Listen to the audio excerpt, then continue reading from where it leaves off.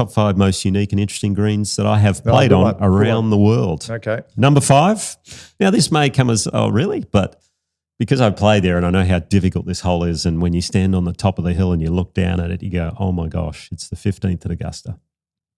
That green is an absolute sliver, the par 5. Yeah.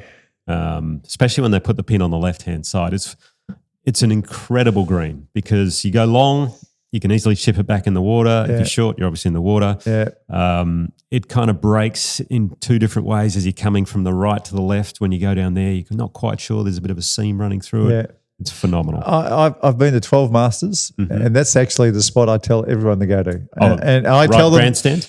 I tell them to go there. Yes. I tell them to go there, not to watch the shots in, to watch the shots of the players who have laid up onto the downslope. Yeah. Hardest wedge shot in golf. What you don't get, folks, is that downslope is, I don't know, I'm going to say 30 degrees, and they're all hitting lob wedges off the downslope.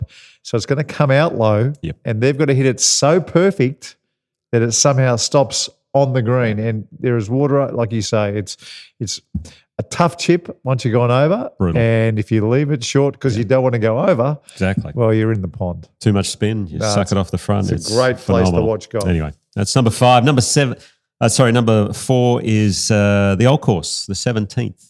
I'm glad you got it in there. Fascinating green, that one, the road hole. And obviously very famous for Cameron Smith when he putted around the bunker.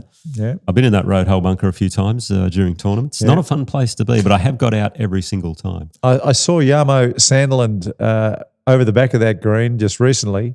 He must have been up against the wall and hit the shot into the wall and made the ball spin past the. Yeah. If you can find that shot, Dan. It's a very interesting way. He could break his club.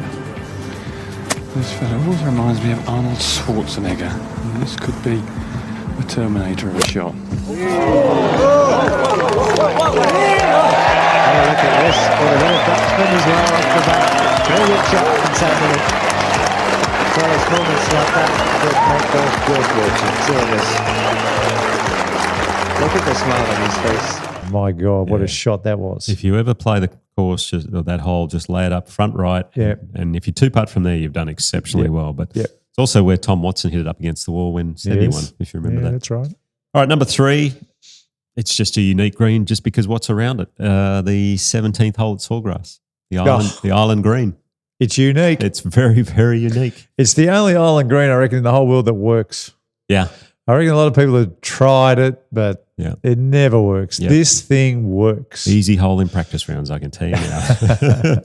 Tournament play, not so much. That's number 3. Number 2, we're on the other side of the country in the US, a golf course called Riviera, the 6th hole, the par 3, with the bunker in the middle of the green. Very strange. I've actually been on one side or the other and had to chip it. Yeah, had to chip it over. Which is no big deal. I think so. Yeah, of course you. I think the pin was in the back left and I was front right. You don't want to be back left and then chipping to front right. That's really hard. Out of the green? I don't think I did. No, I'm pretty handy with that sort of stuff. So. Are the players are members allowed to chip? Or is there a local rule? I know there's. I would imagine there is a local rule. Yeah, where.